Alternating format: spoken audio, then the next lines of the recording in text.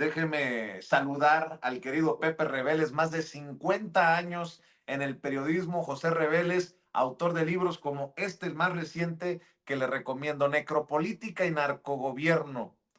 Nuevas dinámicas de poder en México, dice Pepe Reveles, a quien saludo con todo el respeto, la admiración y el cariño de siempre. ¿Cómo estás, Pepe? Buenos días. Muy buenos días, todo muy bien, aquí a la orden, estamos pues con la llegada de Carlos Ahumada, vamos a analizar este asunto y bueno, y la petición de México otra vez de que se controlen las armas desde Estados Unidos, ¿no? Porque está muy grave el tema, sobre todo después del atentado a Donald Trump. Claro que sí, y agrégale, porque la mañanera sigue marcando la agenda, tanto en México como en Estados Unidos en este sentido.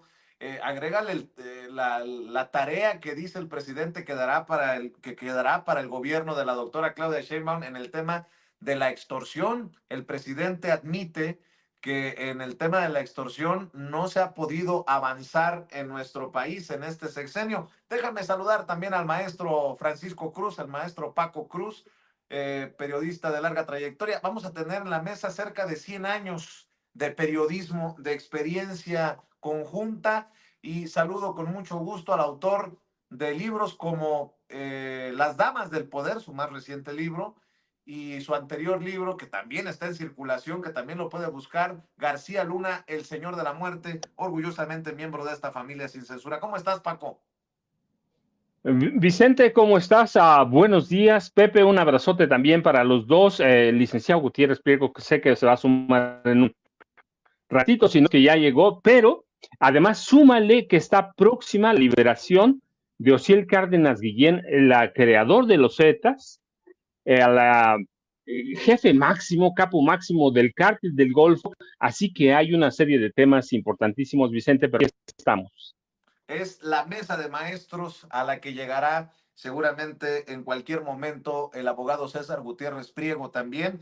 La mesa de seguridad, temas de seguridad, de crimen organizado. Pues tú dices por dónde le entramos, Pepe.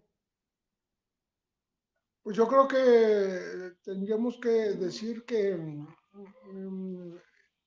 qué bueno que se allanó a la extradición eh, Carlos Ahumada, un hombre de 60 años que hace, hace 20 marcó una agenda muy importante con respecto a la entrega de dineros al viejo PRD y sus representantes, ¿no? A René Bejarano y a Carlos Simas, y que pues pasó años en prisión en México, luego en La Habana y después finalmente también en Argentina, y que ahora regresa extraditado a México para enfrentar todavía un par de asuntos que creo que son muy importantes. Tendría que cumplir un año, 10 meses y 23 días de prisión que le faltarían en México, aunque trae amparos para no ir a la cárcel inmediatamente.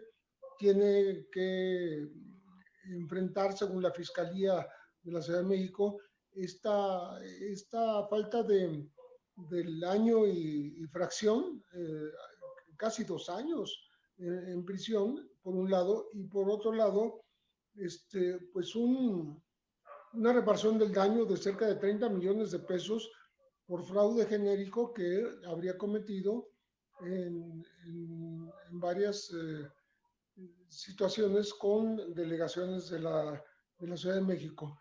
Entonces, su abogado, Enrique Ortiz Garza, agradeció que se le permitiera irse a su casa, llegó al aeropuerto, fue a, la, a, la, a las instalaciones de la Fiscalía en el propio aeropuerto, donde se le examinó para que viniera, se viera que llegó pues, sano, con con, con la posibilidad de irse directamente a su casa, pero presentarse hoy mismo ante autoridades porque tiene que responder por varias situaciones todavía en nuestro país, ¿no?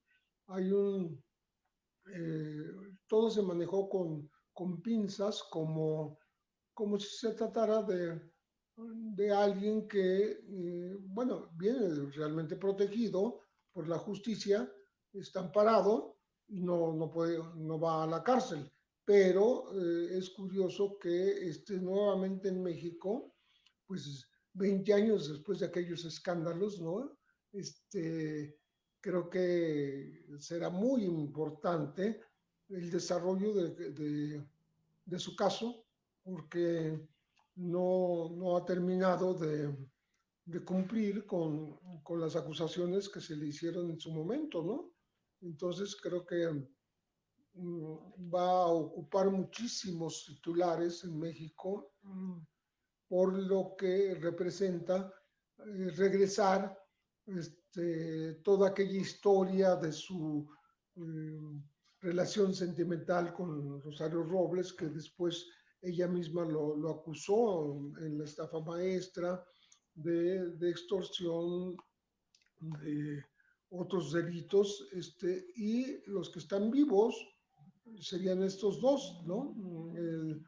El cumplir con la cárcel y el de responder por fraude genérico por 30 millones, que no es cualquier cosa, ¿no? Uh -huh, uh -huh. Creo Oye, que oye, Pepe, está déjame. empezando, su caso está empezando, no está terminando, está empezando en México. Oye, déjame hacer un paréntesis para decir que noticia de último minuto y los detalles están en desarrollo. También en Estados Unidos hay corruptos y muchos, porque luego desde Estados Unidos tienen esta soberbia de apuntar el dedo hacia el sur. Pues no. En Estados Unidos, el senador demócrata Bob Menéndez, señalado por el presidente Andrés Manuel López Obrador en innumerables conferencias matutinas en las mañaneras, ha sido declarado culpable por soborno, fraude y extorsión. Ha sido declarado culpable de 18 cargos de corrupción después de que se le encontraran lingotes de oro, así como me escucha, lingotes de oro y cientos de miles de dólares en efectivo en su casa. Digo, un emblemático el personaje para Estados Unidos y para México. Y yo insisto, porque hablamos de temas normalmente o regularmente o con más frecuencia de temas de corrupción hacia México o hacia el sur, pero allá está la cosa también que arde. Perdón por la interrupción, Pepe. No, pero por supuesto que es muy importante, sobre todo porque se está confirmando pues este hallazgo de cientos de miles de dólares y los lingotes de oro, que bueno, parece un asunto de la vieja escuela, ¿no? Y creo que todo esto se junta con esta intención también de México a propósito del atentado contra Donald Trump, pues de hacer algo con lo de las armas, ¿no? De que Estados Unidos controle un poquito esta proliferación de armas de alto poder que pueden llegar hasta un atentado contra un candidato presidencial, como acaba No, de ocurrir con Donald Trump, aunque haya sospecha de pues una cercanía con el autoatentado, pero eso ocurrió y no fue abatido el jovencito que está acusado de haber hecho este atentado y ahí se termina ya la investigación por lo menos del primer momento del atentado que está levantando la figura de Donald Trump sobre, sobre el demócrata Joe Biden, pues este atentado le da muchísimo aire, ¿no? Verlo herido cerca de la oreja con sangre, luego levantar el puño en vez de hacer otra cosa, ¿no? Como que lo convierte en un héroe, ¿no?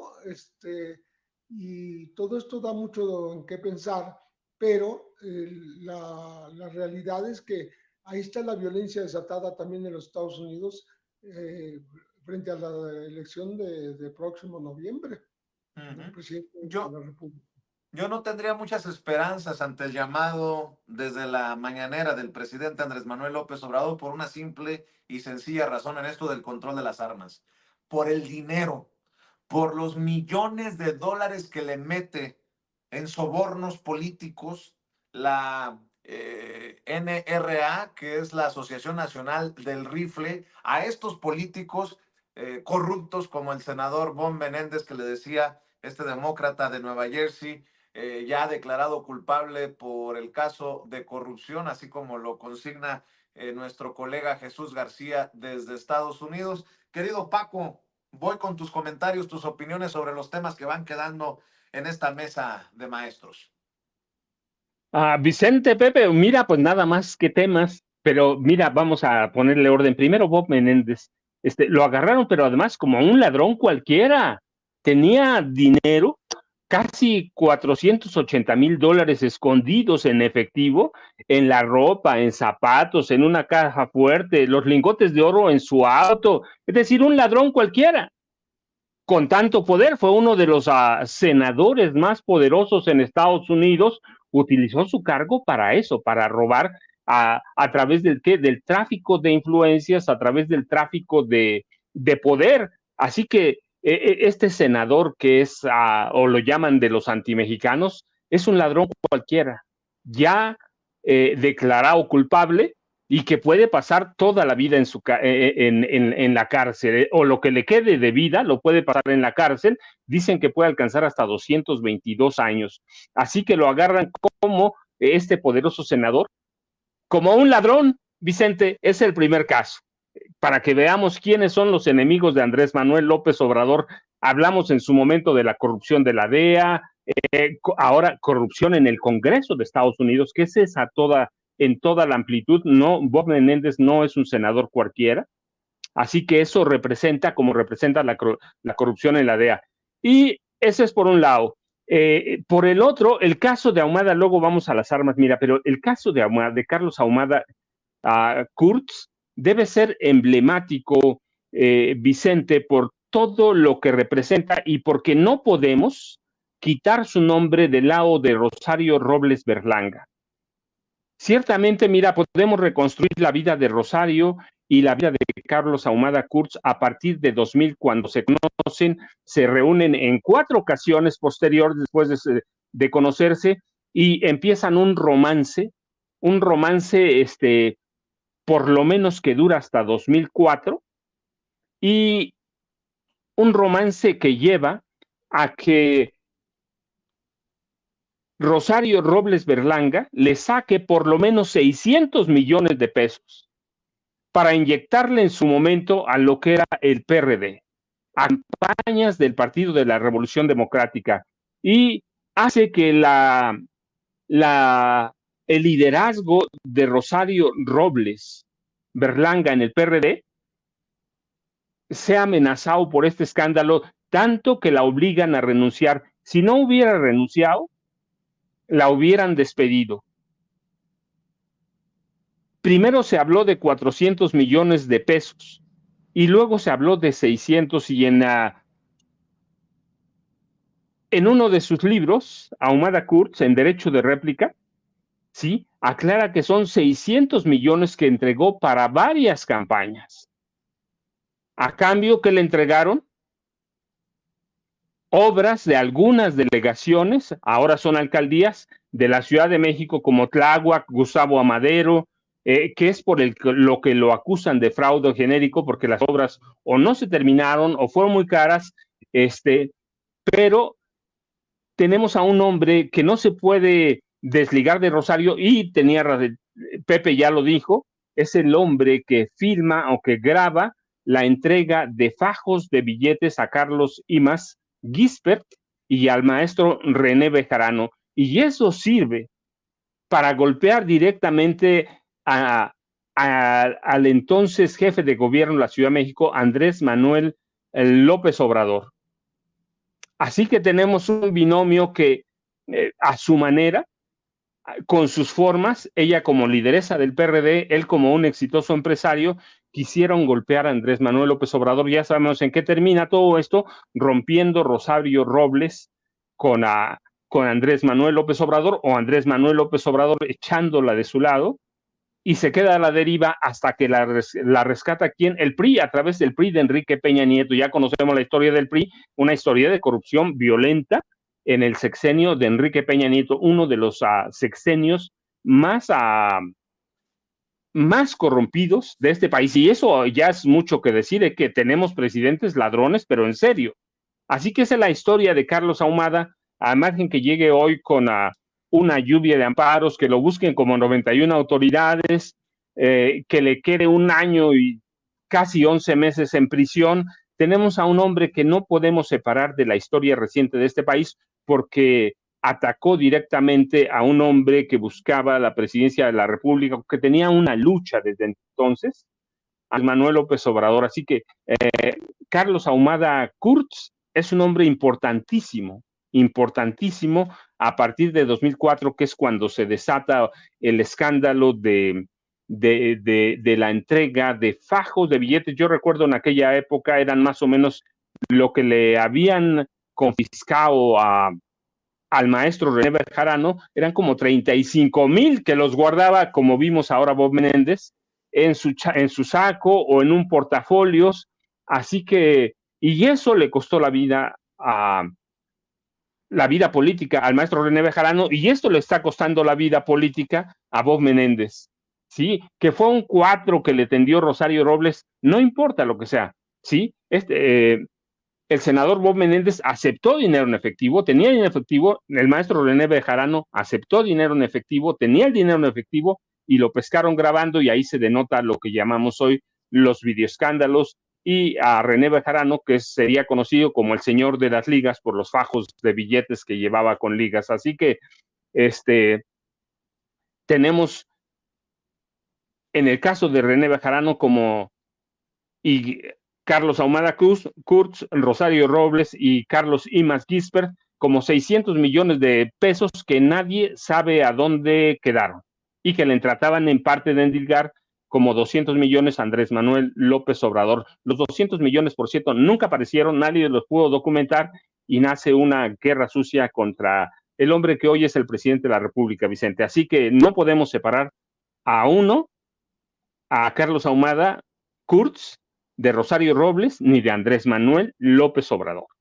Están ligados los tres a la historia reciente de este país. Y mira, y lo de las armas, López Obrador, pueden decir lo que quieran, pero es muy claro.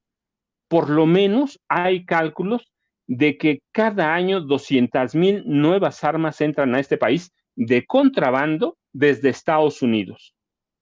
Y que también hay datos, porque los ofreció en su momento la Secretaría de Relaciones Exteriores, que el tráfico de armas le ha costado a México por lo menos 16,000 millones de dólares. Por lo menos 16,000.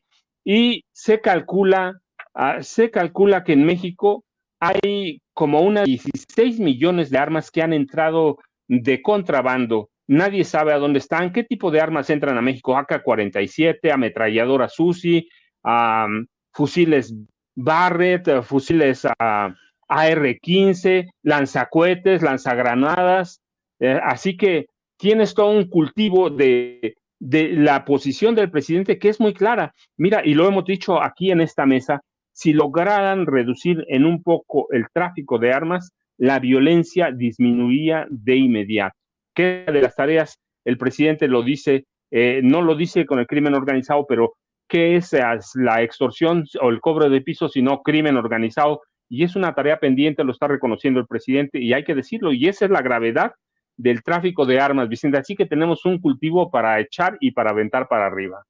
Así es, y por esta admisión del presidente sobre la extorsión y la tarea que quedará pendiente para el próximo gobierno que encabezará la doctora Claudia Sheinbaum, es que leía con atención también lo que escribía en su columna de La Silla Rota el querido César Gutiérrez Priego, el abogado César Gutiérrez Priego, especialista en Derecho Penal, Derecho Militar y Seguridad Nacional, y sobre todo, gran amigo de su servidor y de esta casa, a quien saludo con mucho gusto. Querido César, te mando un abrazo, ¿cómo te va?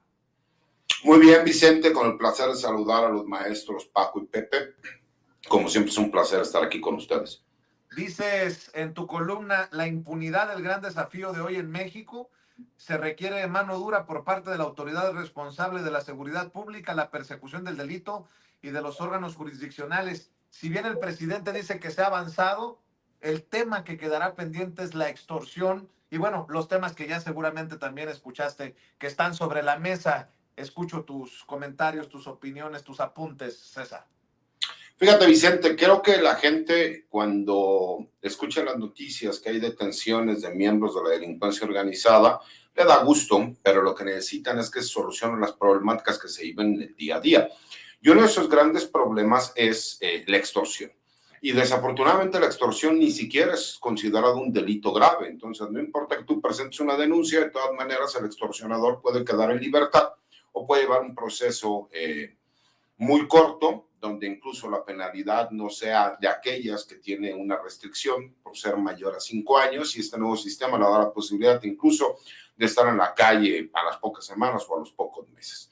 ¿Dónde viene el grave problema? Pues lo que se vive en el día a día, que la gente lo que quiere es mayores estructuras en cuanto a la seguridad, pero sobre todo en la investigación del delito. ¿Y dónde viene el problema que tenemos en nuestro país cuando la policía no tiene facultades de investigación y tú realizas detenciones donde no se les da el seguimiento? Pues por supuesto que vemos en el día a día que la gente termina mejor cerrando negocios porque se siente desesperada ante este tipo de situaciones. Y estos son delitos del fuero común, queda completamente claro.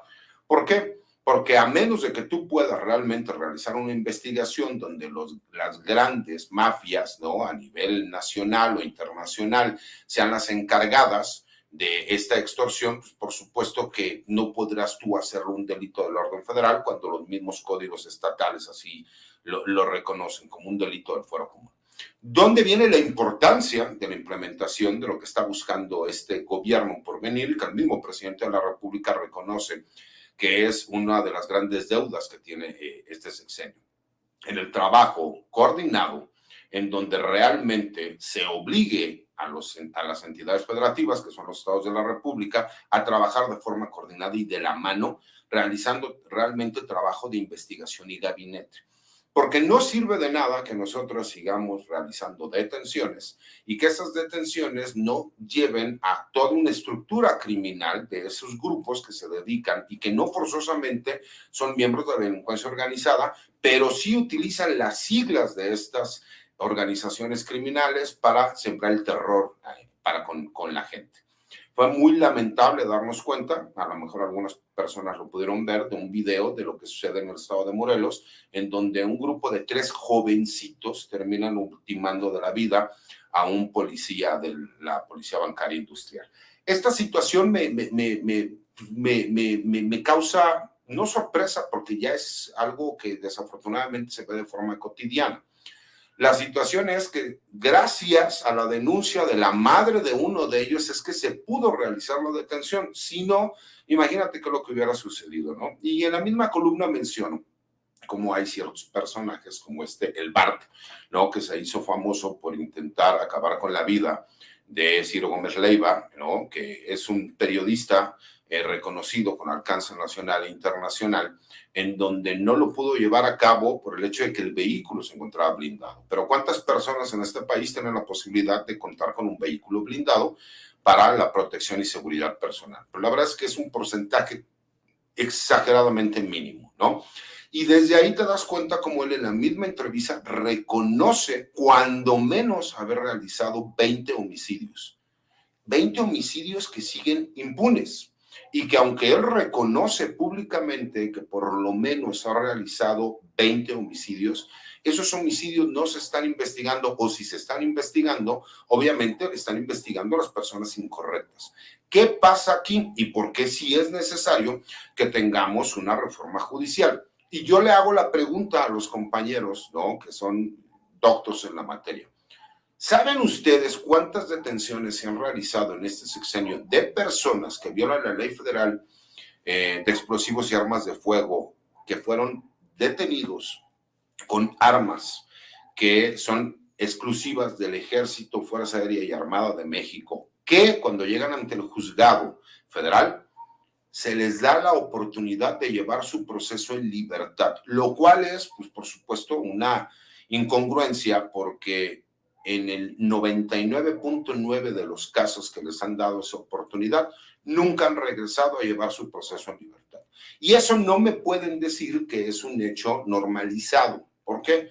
Pues porque nosotros hemos podido ver cómo, en teoría, si me explico, al ser considerado un delito grave, como lo dice el artículo 19 constitucional y el mismo Código Nacional de Procedimientos Penales, y que todavía no se aplicaba este concepto de la Corte Interamericana de los Derechos Humanos, de que no se debería de aplicar la prisión preventiva oficiosa, que han sido puestos en libertad por esta situación y que lo hemos visto últimamente con varios líderes, ¿no? O que pertenecen a grupos criminales a nivel nacional, carteles de la droga, donde se supone que se encontraban detenidos por estar llevando un proceso por esta situación, porque estaban en violación a la Ley Federal de Explosivos y Armas de Fuego por haber sido detenidos con armas de uso exclusivo del Ejército, Fuerza Aérea y de la Armada de México. ¿Qué es lo que sucede?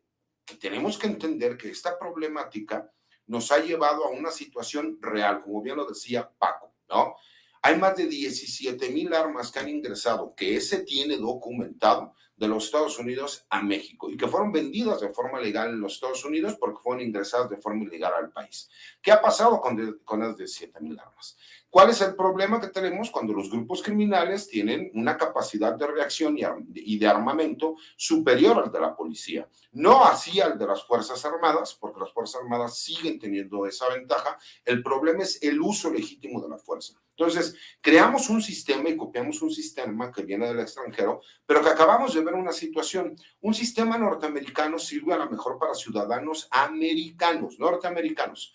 ¿Qué acaba de pasar en la final de la Copa América? No saben cómo reacciona, ¿no?, el latino respecto a ciertas situaciones. ¿Por qué no hemos visto eso en México? ¿Por qué no lo hemos visto en países sudamericanos? Porque entendemos qué tiene, cómo se lleva a cabo la psique, la forma de pensar y las tradiciones del latinoamericano. Entonces, me parece que tenemos que adoptar sistemas incluso que sean prácticos en nuestro país y no seguir adoptando sistemas en donde se supone que la base fundamental y primordial es el policía que realiza las detenciones, pero que al no tener capacidades de investigación, pues entonces le dimos en la torre al sistema. ¿Por qué? Porque hicimos un sistema legaloide en donde siempre va a priorizarse la legalidad sobre la justicia. Lo hemos explicado desde que le quitamos, ¿no?, la posibilidad de tener un jurado popular en materia penal para que se convierta única y exclusivamente en la parte legal. Pues obviamente veremos que aquel que tenga mejores abogados, mejores recursos o la mayor cantidad de recursos económicos,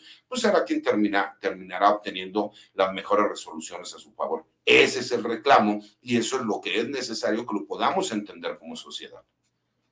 Y por cierto, hablando de, pues no impunidad como tal, pero sí de cosas extrañas, la salida de prisión antes de lo anunciado de Tomás Yarrington se viene, ya lo mencionaban ustedes, también la salida de Osiel Cárdenas, pues muchos ya se rascan la cabeza, querido Pepe Rebeles. Sí, lo dijo con mucha puntualidad el presidente de la República, cómo en Estados Unidos es posible, en el sistema de justicia que ahí se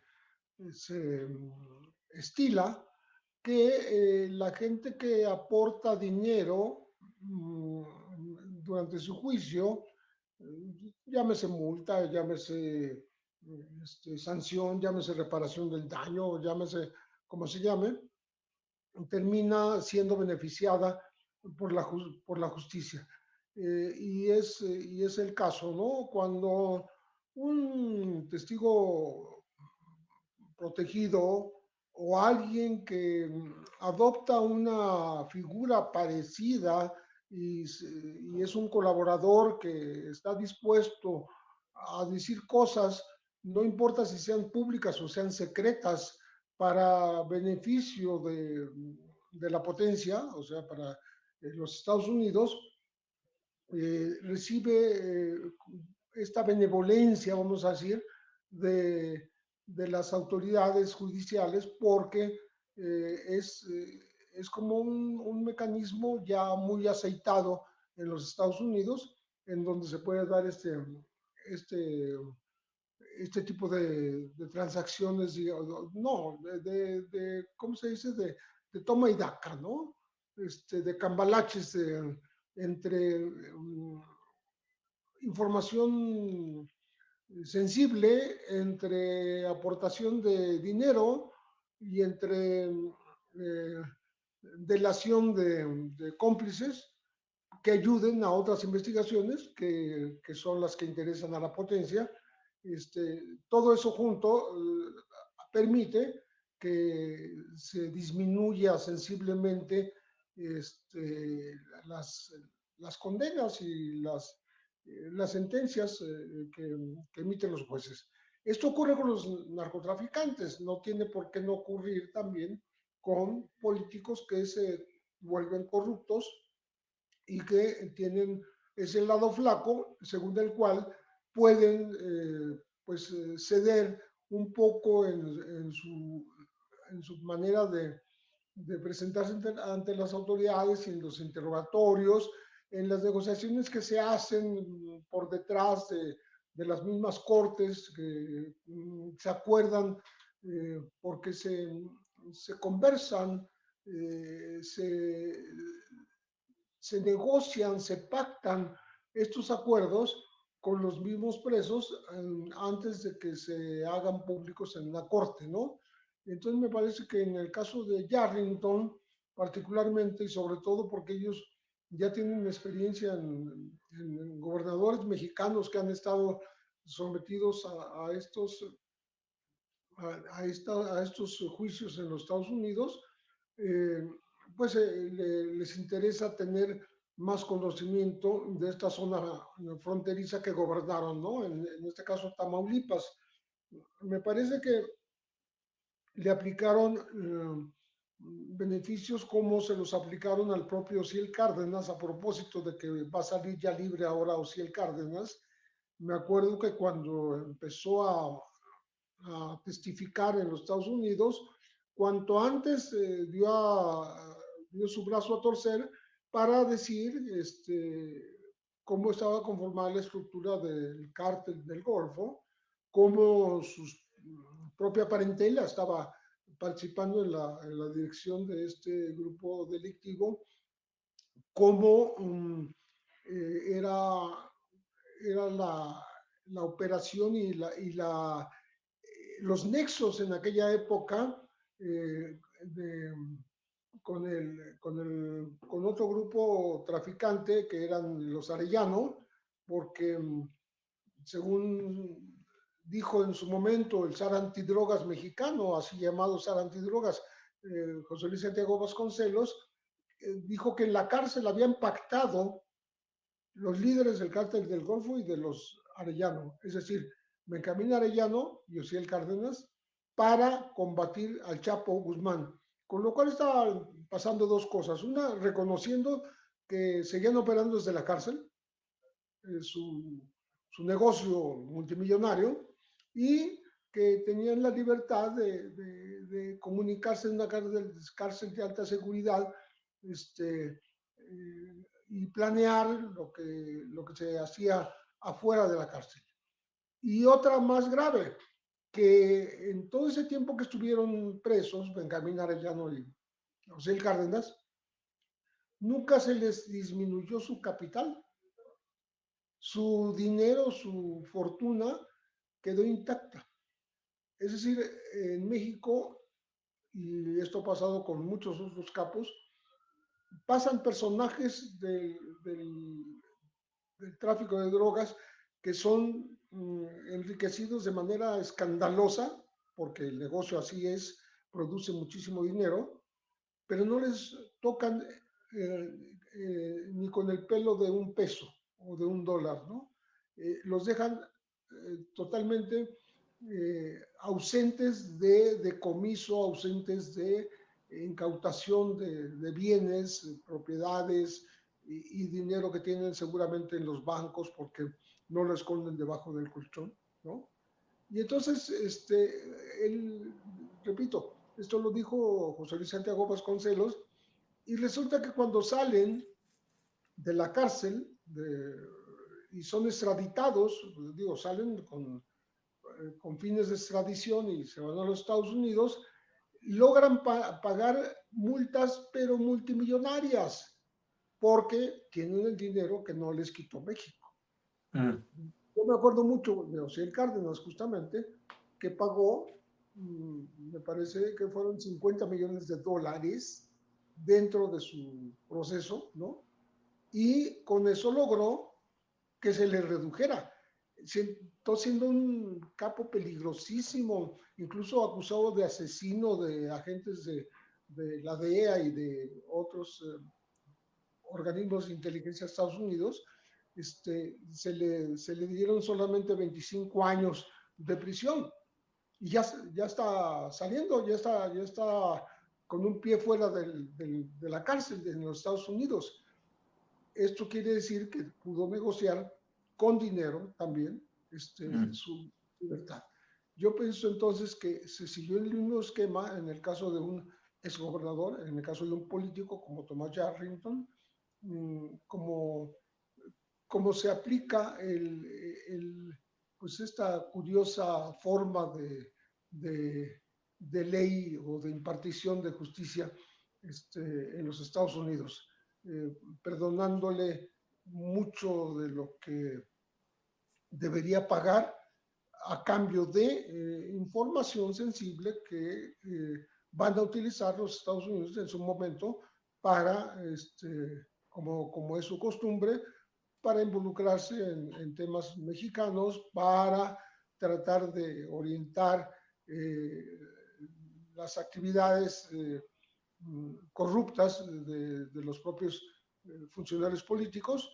Y bueno, entonces en ese sentido es como encajan las declaraciones que mencionábamos al principio del presidente López Obrador. Es decir, así es. Tú me das dinero, yo te beneficio, ¿no? Y creo que Yarrington consiguió eso, no sé mediante qué negociaciones, qué dio a cambio, pero tuvo que haber dado a cambio porque no lo hacen gratuitamente, nunca lo hacen gratuitamente. Hablando de políticos corruptos o presuntos, noticia de último minuto, mi querido Paco, mi querido Pepe, abogado César Gutiérrez Priego. Falta audiencia Fernando Yunes Márquez y ya lo declaran sustraído de la justicia. Fue citado a audiencia para hoy, acusado por delito electoral.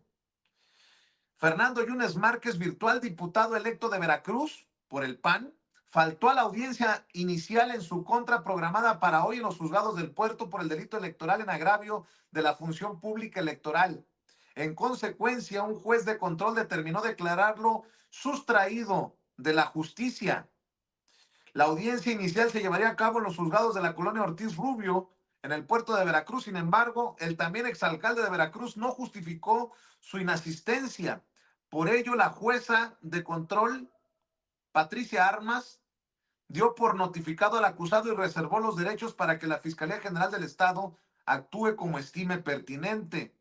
Este hecho se da cuando a la par el hermano de Fernando, Miguel Ángel Yunes Márquez, es considerado prófugo de la justicia y podría ser detenido mediante una orden de aprehensión bajo los cargos de uso de documento falso, falsedad ante la autoridad y fraude procesal.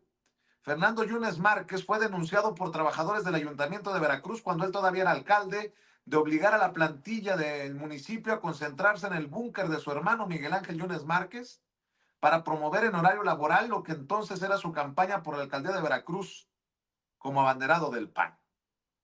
Bueno, pues ahí está, los Yunes en problemas. Y mire que cuando decimos los Yunes también hablamos de la posibilidad de una mafia. Mire, Miguel Ángel Yunes Linares, el de los relojotototes, el ex director del ISSSTE, el ex gobernador de Veracruz. Mi querido Paco, escucho tus comentarios sobre lo que va quedando en la mesa. Pues mira, Vicente, primero los Yunes, esto nada más ya es una muestra de cómo se desmorona una mafia, dinastía política panista, ¿sí? Miguel Ángel, el viudo de la maestra Albaster Gordillo Morales. Ahora la familia anda huyendo, anda salto de mata prácticamente. Cuando Fernando se fue, decía que iba por cuestiones médicas, en realidad está huyendo. Toda la familia. El triunfo de Rocío Nale en Veracruz los ha puesto no solo contra la pared. Yo digo que prácticamente la dinastía mafia, ¿qué es eso?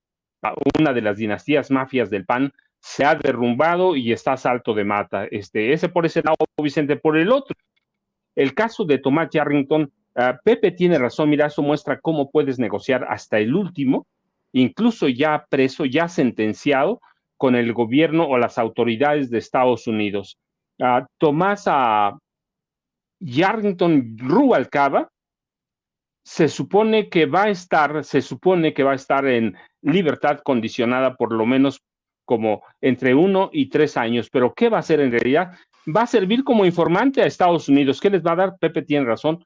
Nadie sabe, pero tiene mucha información sobre el narcotráfico.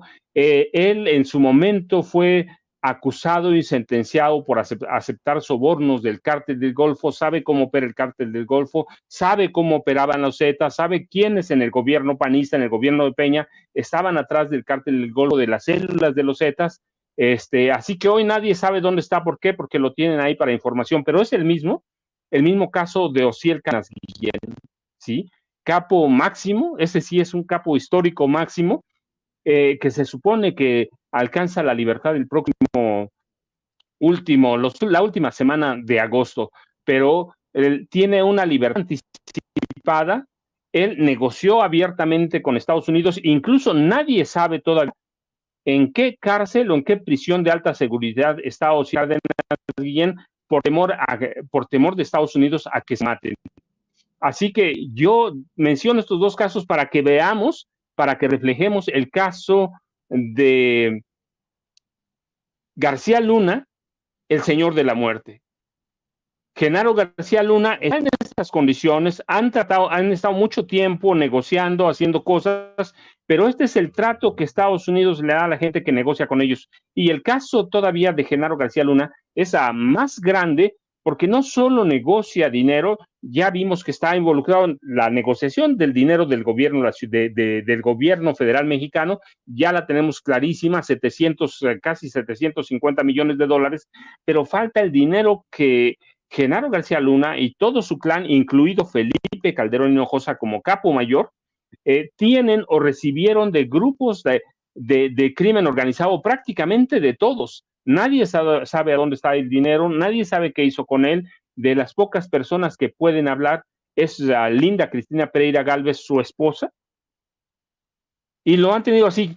Así que debemos ver esos dos casos que atañen a México: Osiel Cárdenas Guillén, Tomás Yarrington Rubalcaba, Genaro García, Osiel Cárdenas Guillén, que recuerda además, fíjate, lo voy a mencionar porque es bien importante. Osiel Cárdenas Guillén fue el primer gran capo que advirtió que Ramón Martín Huerta iba a ser asesinado por Genaro García Luna.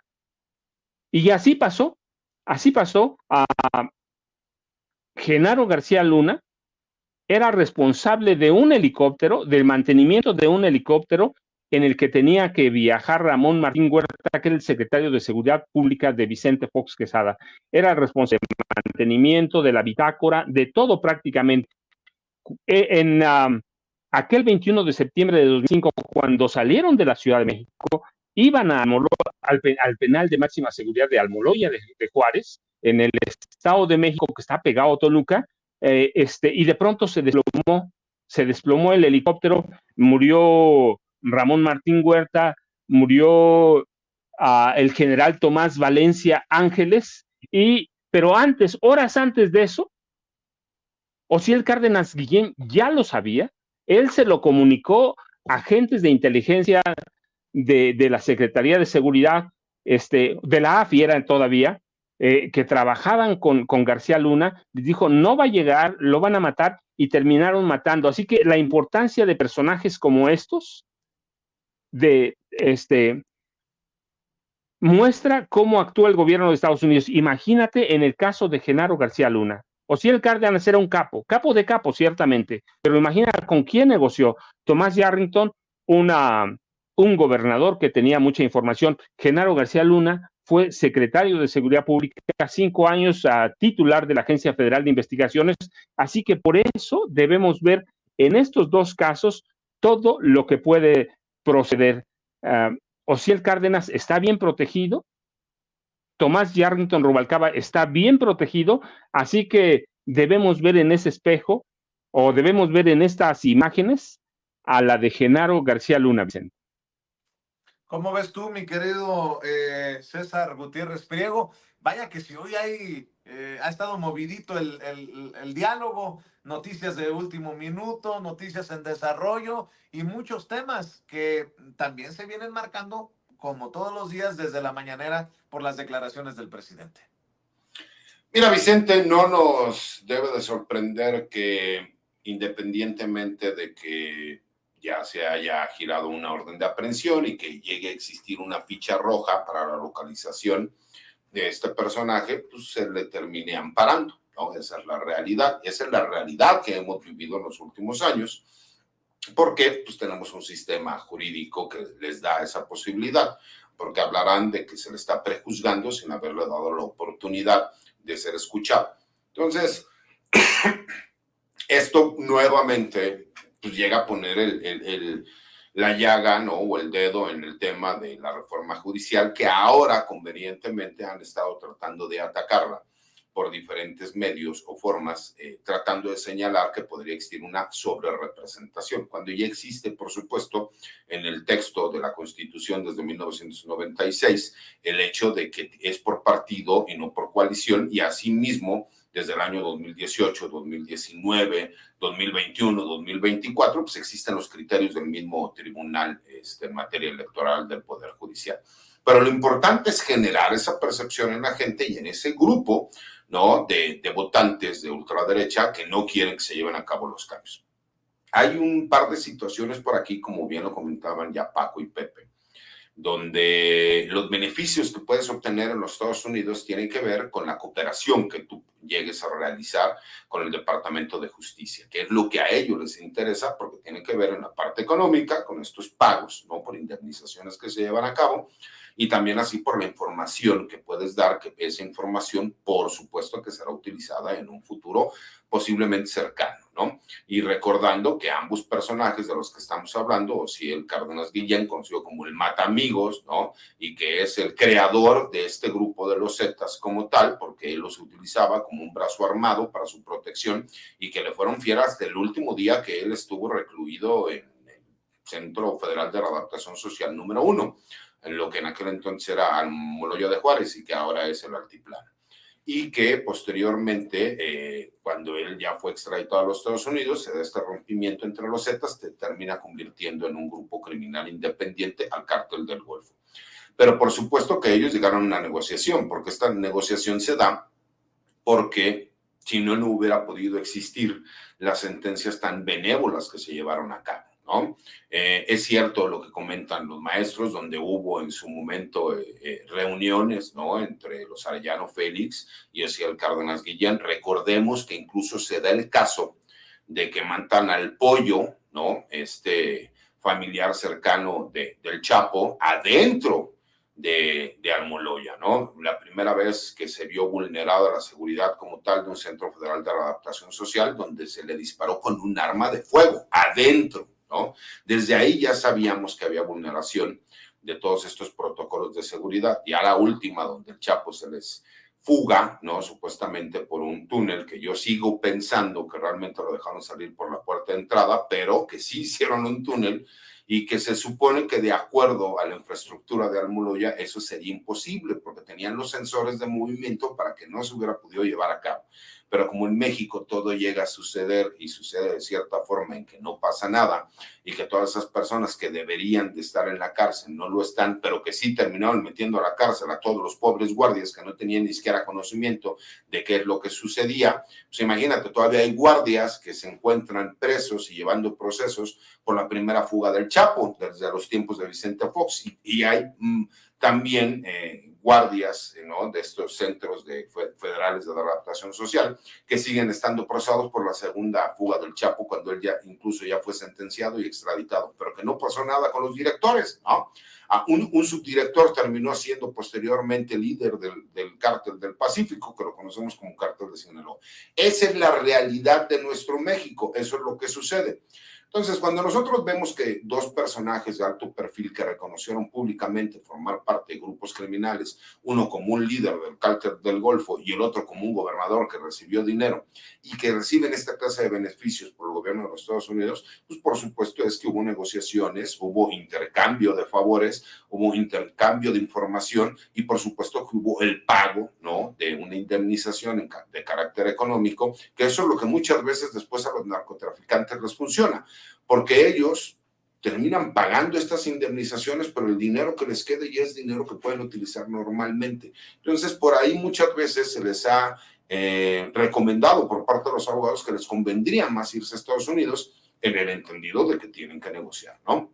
Y como bien lo dice Paco, lo que ha sucedido con García Luna no es por el hecho de que el juez sea muy benevolente, es por el hecho de que han estado tratando de llegar a una negociación y que esa negociación sea lo más benéfica que pudiese existir para García Luna, en el sentido de que pues él pensando, ¿no?, que a lo mejor en México podía ganar la oposición y podrían por ahí tirarle un gancho de ayuda, como no se llevó a cabo, pues por supuesto que está viendo, porque imagínate la información de gran calado que debe tener García Luna, porque él, bueno, pues estamos hablando desde finales de los 80s, principios de los 90s, que ya trabajaba en el CISEN. Posteriormente estuvo en el Instituto Nacional de Combate a las Drogas, posteriormente estuvo trabajando en todas estas cuestiones de seguridad, que por supuesto lo hacen tener muchísima información y que no la va a vender de forma barata, no la va a vender de forma sencilla. Y imagínate la información que tiene de políticos, empresarios, militares, incluso hasta expresidentes. Entonces creo que por eso está viendo la mejor forma para poder negociar de qué manera va a salir menos perjudicado y sin la necesidad de tener que regresar a México, que con todo respeto, de acuerdo a lo que nosotros tenemos conocimiento, pues en México no hay ninguna orden de aprehensión en su contra, o por lo menos públicamente no existe. Sabemos que se inició una carpeta de investigación, pero esa carpeta de investigación pues tampoco ha servido de nada, porque todos los bienes de las personas involucradas que la UIF había solicitado en su momento, pues se dejaron libres estas cuentas, ¿no? Se quitaron los aseguramientos precautorios por parte de la UIF, porque la misma Fiscalía General de la República no siguió adelante con las carpetas de investigación. Entonces, bueno, veremos qué es lo que pasa, pero coincido en ese punto de vista. Hubo negociaciones y negociaciones de gran calado. Querido César, ¿por qué no cerramos invitando a la audiencia a que te lea, que te busque, a que te apoye? Claro que sí, Vicente. Mira, yo manejo mi cuenta de X, anteriormente Twitter, de forma personal, es @CésarGutiPri. Todos los martes escribo una columna de opinión en La Silla Rota, los invito a leerla. Creo que se les va a hacer muy interesante el tema. Pongo también un tema que creo que es importante, que se ha platicado poco y que tendría que ver que si la reforma judicial, que ya sabemos que se llevará a cabo, por más que intenten por medio de argucias legales tratar de que no se consiga, ¿qué pasaría con los juzgados militares? Me parece que ahí también tendría que haber una reforma a lo que son el tribunal militar y a los juzgados militares. Me parece que es importante. Y por supuesto, videocolumna que hago para el blog de Información Militar y Seguridad Nacional Campo Marte, y todos los martes en esta mesa que tengo la oportunidad de estar con ustedes. Gracias, mi querido abogado, mi querido Paco. También invitemos a la audiencia a buscar tus dos más recientes libros, Las Damas del Poder y García Luna, El Señor de la Muerte, y que te sigan buscando también en redes sociales.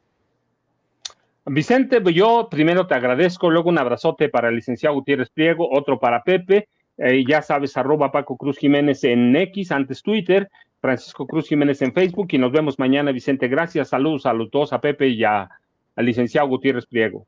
Gracias, Paco. Pepe, yo sé que sigues sin meterte a las redes sociales y no te juzgo, al contrario, te aplaudo, mi querido Pepe, porque ahí anda la perra brava. Pero sigo mencionando tu más reciente libro, Necropolítica y Narcogobierno, Nuevas Dinámicas de Poder en México, y agradecidos como siempre, maestro, por tu presencia en esta mesa de seguridad nacional, Pepe. Muchísimas gracias a ti, Vicente, y por supuesto la gran compañía del Paco y del abogado César Gutiérrez Priego. Por lo pronto, estamos al pendiente, Pepe. Gracias, Paco. Gracias, querido César.